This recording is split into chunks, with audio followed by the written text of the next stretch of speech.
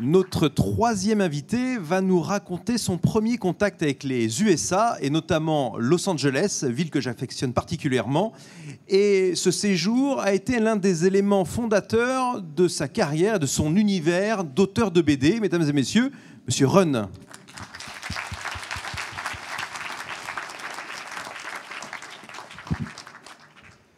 Mon Dieu, dans quoi je m'embarque? Vous allez bien?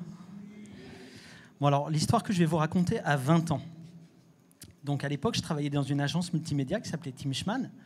Et avec des amis et collègues, on avait décidé de passer nos vacances d'été tous ensemble aux États-Unis. C'était la première fois qu'on mettait les pieds aux États-Unis.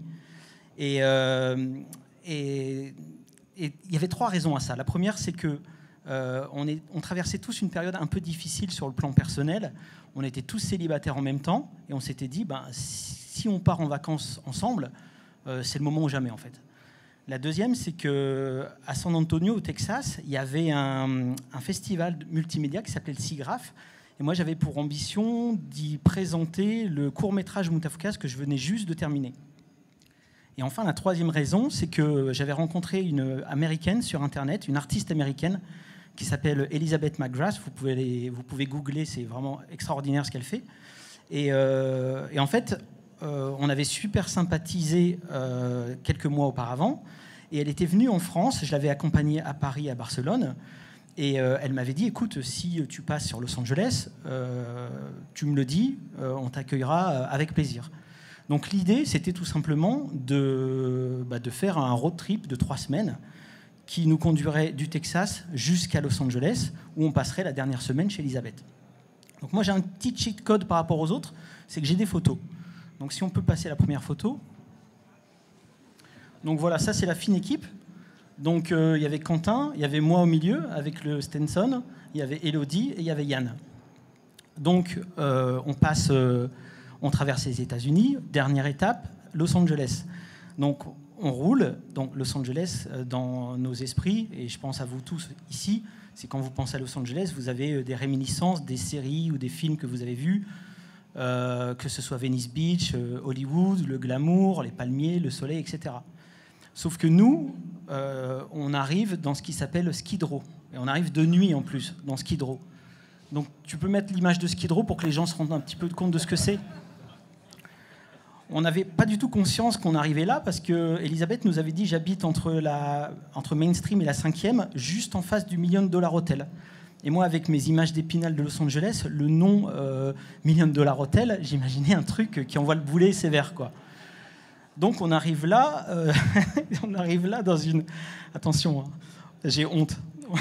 On arrive là, la fleur au fusil, dans une Ford Mustang décapotable jaune canari. Moi, avec le caméscope à fond. Et d'un coup, je me dis, mais là, l'ambiance, elle commence à être bizarre quand même. Et à l'époque, on n'avait pas de GPS. On avait une carte routière, ok ?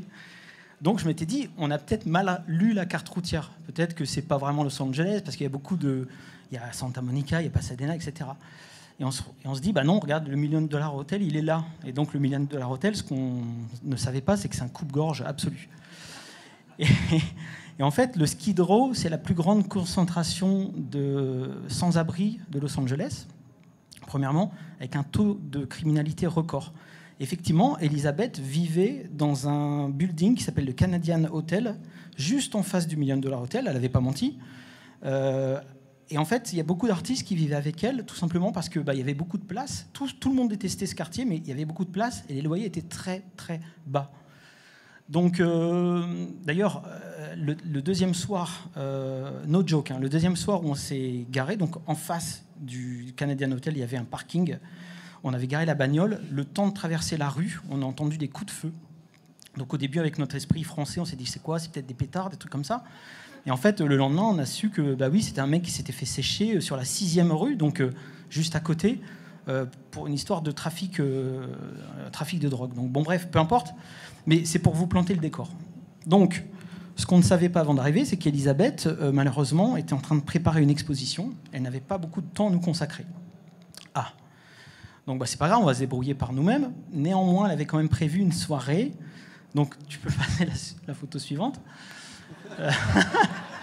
Donc c'était notre soirée de bienvenue et le thème c'était heavy metal. Je sais foutre pas pourquoi. Donc bon là on voit, bon moi je suis là, vous voyez comme je suis jeune, hein, c'est incroyable. J'avais 27 ans quand même à l'époque. Hein. Elisabeth c'est celle qui tire la langue, bon bref Yann est là, bon tout le monde est content. Et dans cette soirée donc il y avait des artistes, il y avait un producteur de musique, il y avait une certaine Winter qui était designer lingerie dans un magasin qui s'appelle Trashy Lingerie. Et il y avait aussi un gars qui s'appelait Jeff, qui était, on aurait dit un garde du corps, mais Jeff, je vous en parlerai tout à l'heure, c'est la deuxième partie. Si je vois que vous accrochez à la première, j'enchaînerai sur la deuxième. Okay. Et pendant la soirée, je discute avec Winter. Et vous savez, les Américains, ils parlent très vite. Ils font aucun effort de prononciation. Et moi, pour tout dire, je comprenais un mot sur deux. Et elle blablatait, mais elle parlait de Trashy Lingerie. À un moment dans la conversation, je comprends qu'elle parle de Julie Strain. Et moi, Julie Strain, je ne sais pas si vous connaissez Julie Strain ici. On peut peut-être montrer l'image. Moi, je la connaissais parce que Simon Bisley, j'étais fan absolu de Simon Bisley, et il a dessiné en permanence. Donc, Julie Strain, à l'époque, elle était surnommée la reine de la série B.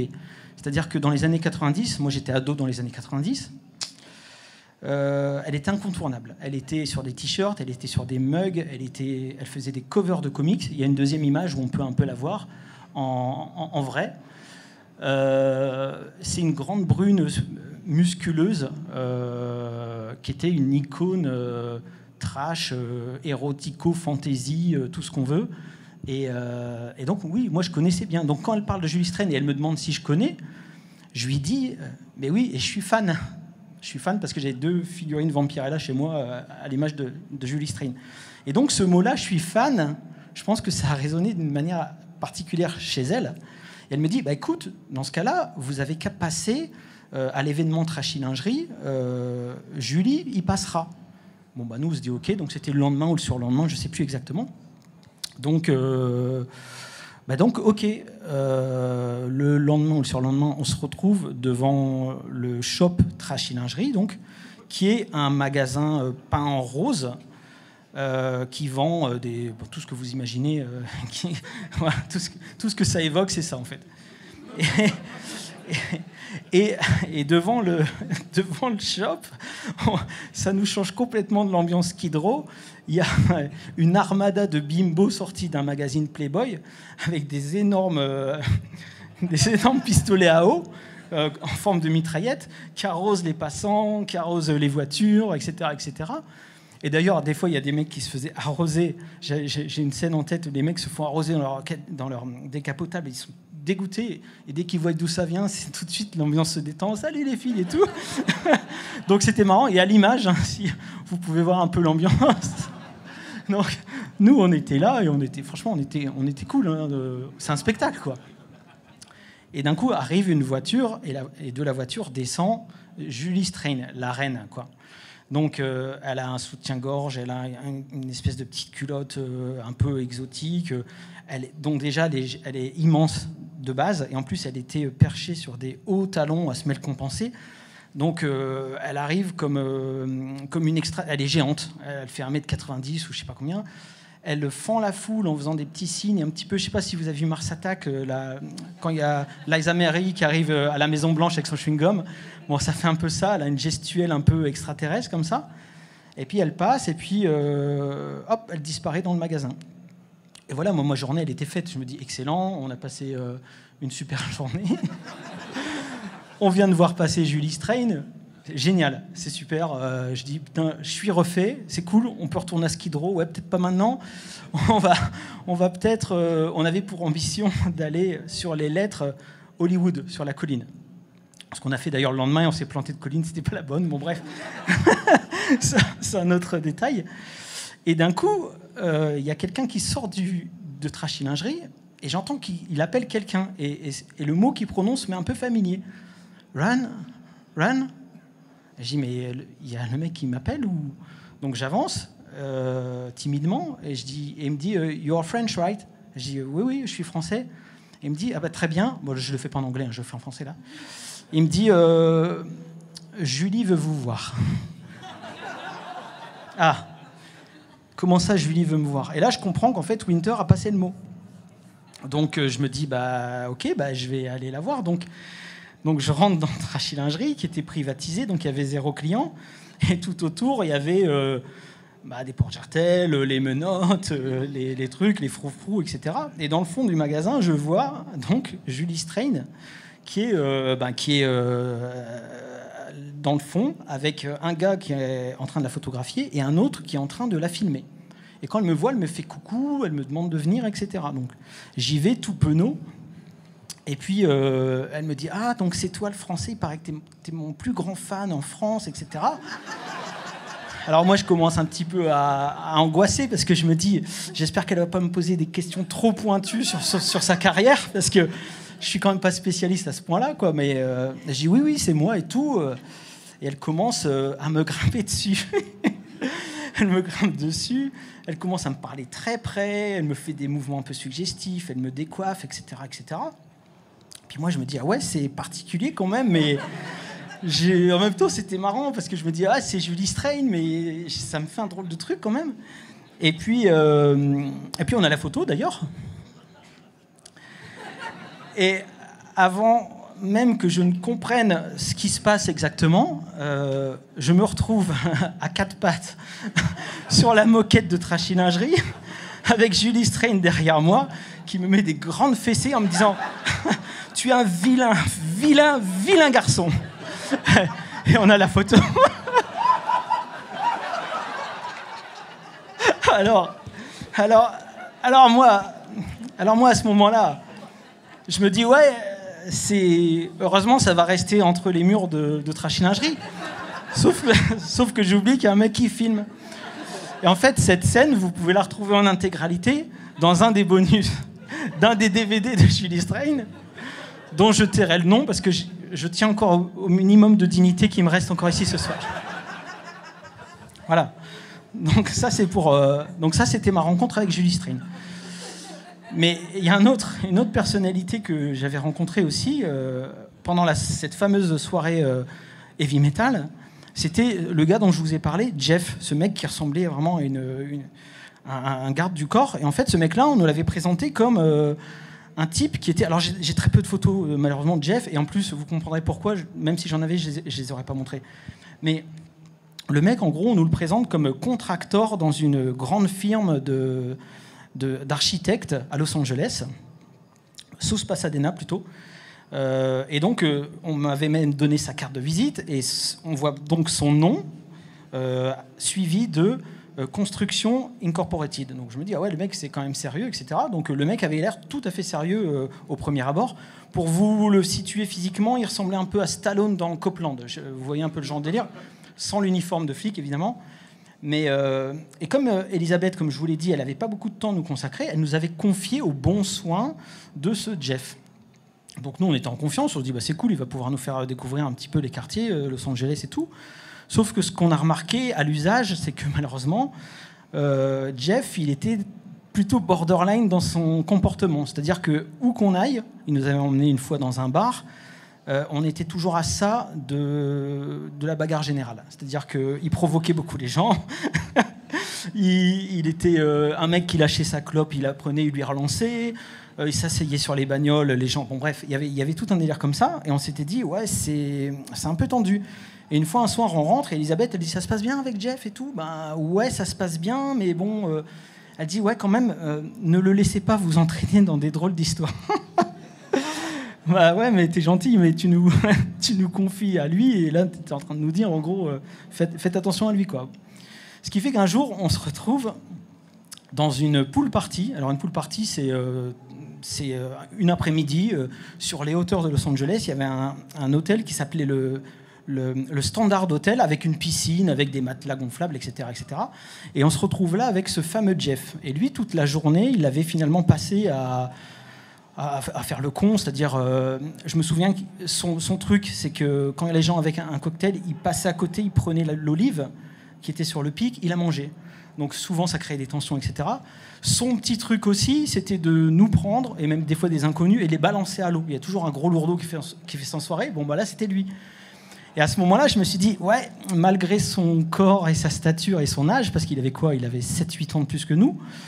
Quelque part, il a un peu un mental de gamin de 10 ans, quoi. Et en fait, à un moment donné, j'ai une image comme ça. J'ai pensé à Sinoc dans les Goonies. donc voilà. Et donc là, il avait enchaîné, il avait passé son après-midi à enchaîner des cocktails, etc. Il était dans un état pas ouf. Et puis il nous avait dit, bon les gars, on se retrouve en bas. On avait compris qu'en gros, les verres qu'il nous avait payés, il les avait pas vraiment payés. Donc il avait fait un coup de Trafalgar comme quoi il fallait se retrouver en bas. Bon bref, ok. Donc il dit, je pars d'abord et vous partirez ensuite. Ok.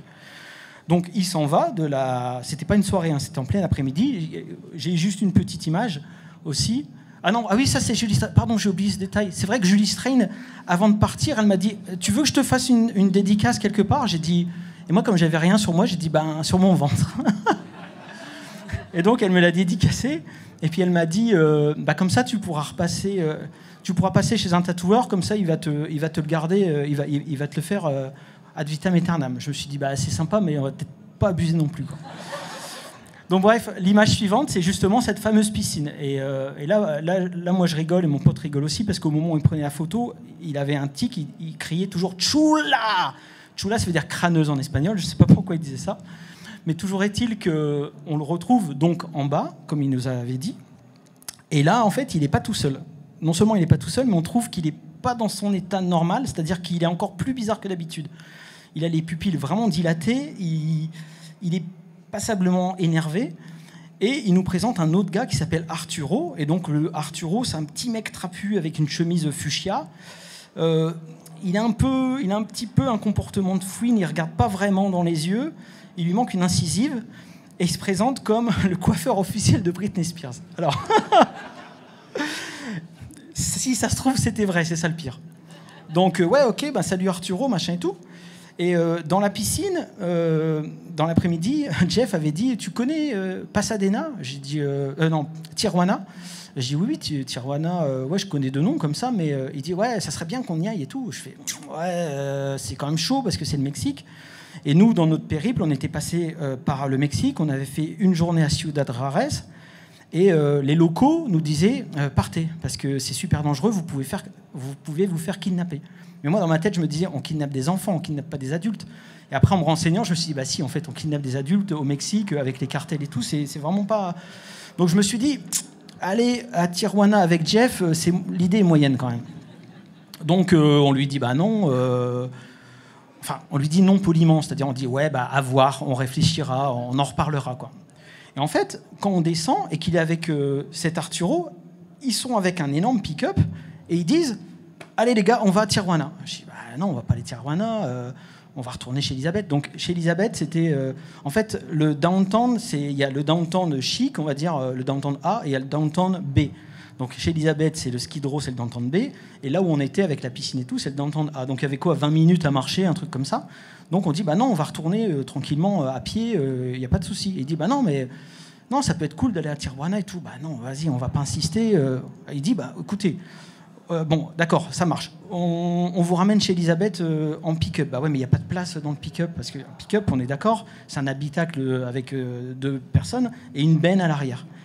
Et le mec, il fait, c'est pas grave. Et il me prend par en dessous des aisselles et il me soulève comme un fétu de paille et il me met dans la benne. Bon.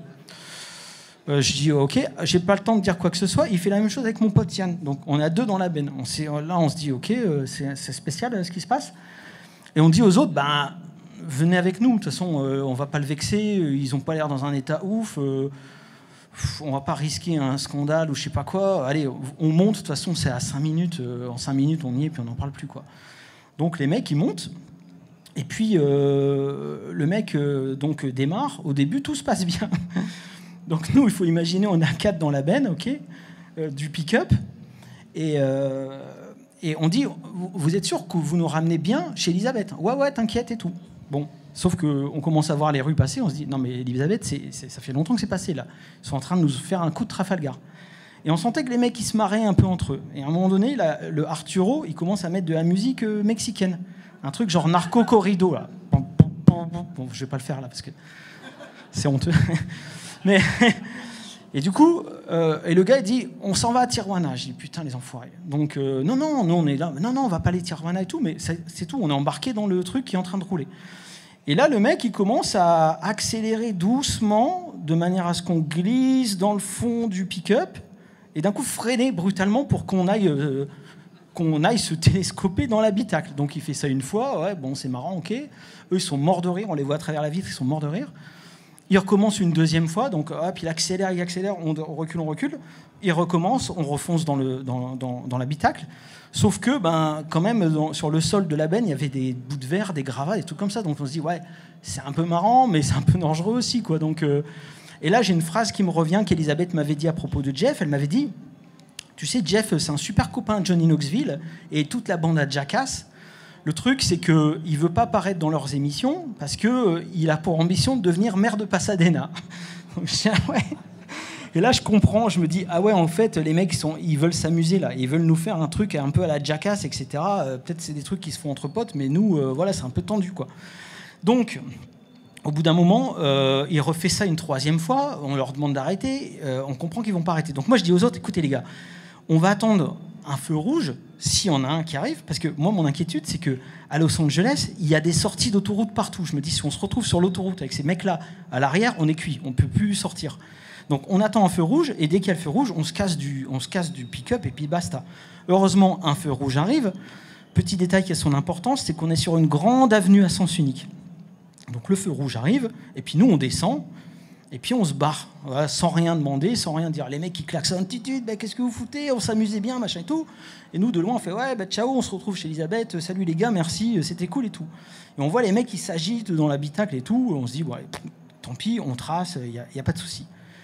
Et là, moi, je me retourne quand même, et encore une fois, je dis, on est sur une avenue à sens unique. Et comme au ralenti, le feu est passé au vert, on entend les voitures qui klaxonnent et tout, et là, je vois, qu'est-ce qu'ils font, c'est fou. Ils prennent l'avenue en contresens pour nous retrouver. Donc je dis, mais putain, mais ils sont malades. Donc je dis, regardez ce qu'ils font. Donc nous, on avance. Et puis il y avait Jeff qui était sorti à moitié de l'habitacle en train de dire, ah, les mecs, revenez et tout. On s'amuse, c'est cool, machin. Je dis, non. Nous, on trace. Et à un moment donné, voyant qu'ils ne pouvaient plus avancer à cause des voitures, ils commencent à prendre le trottoir, carrément, dans le sens inverse, encore une fois, en train d'esquiver les pauvres passants qui étaient là et les poteaux, etc. Je dis, mais ils sont complètement tarés, quoi. Et du coup, à un moment donné, on arrive à une intersection et je me dis, ils vont finir par nous lâcher. Et à ce moment-là précis, comme dans un film, il y a une bagnole de flics qui arrive, mais pile au bon moment. Et nous, quand ça arrive, on se dit, ah putain, il y a comme un truc de karma où on se dit, ah, bien fait pour leur gueule, quoi. C'est-à-dire, ils nous font chier, là. Et en même temps, on était un petit peu embêtés parce qu'on se dit, ouais, merde, quand même, c'est quand même chaud parce que les flics, ils sont en contresens, visiblement, ils sont pas à jeun. Enfin, c'est peut-être un peu tendu pour eux. Donc, on commençait un petit peu à culpabiliser en se disant, en plus, Elisabeth, elle m'a dit qu'il voulait devenir maire de Pasadena. Ça se trouve, ça va pas le faire sur son casier judiciaire, etc. Et on n'a même pas eu le temps de finir ces questions-là que les mecs, ils étaient encore sur nos talons. C'est-à-dire qu'ils sont restés en tout et pour tout 20 secondes avec la police. La police les a laissés repartir. Donc là, moi, je ne comprenais pas. Donc les mecs insistent, puis finalement, on dit, bon non, laisse tomber, on n'ira pas à Tijuana, etc. Puis c'est tout. Ils ont fini par se barrer, et puis après, il ne nous a plus jamais vraiment adressé la parole pendant le reste du séjour. Bon, peu importe. Mais ce qu'on a su par la suite, c'est que Jeff, en fait, il faisait partie du Rotary Club de South Pasadena, ce qui fait qu'il avait un petit peu un cheat code dans la vraie vie. C'est-à-dire que pour lui, la vraie vie, c'était comme un jeu vidéo. Non seulement il était connu, il faisait ce qu'il voulait, il ne se faisait pas arrêter par la police, rien du tout. Donc voilà, ça c'était ma deuxième expérience avec Los Angeles au travers de cette personnalité qui s'appelle Jeff. Et justement, pour faire cette soirée, j'étais un petit peu allé voir ce qui devenait. Donc malheureusement, Julie Strain... Alors ce qui est excellent, c'est que quand je suis rentré en France, Julie Strain, elle m'avait envoyé masse de goodies, de photos dédicacées qu'on peut voir. Alors ouais, ça c'est quand on était dans le... c'est quand on était dans le pick-up. On était entre... Ouais, ça fait quand même un peu peur, mais l'excitation de se dire, ouais, il se passe un truc de fou, et on a quand même eu cette présence d'esprit de prendre la photo. Bon, bref. Et la photo suivante, c'est justement, c'est un peu les cartes. Vous voyez ce qu'elle dit de moi, hein. You're the best, hein. C'est pas moi qui le dis. Hein. Donc, elle m'avait envoyé masse de goodies et tout. J'avais trouvé ça vraiment adorable.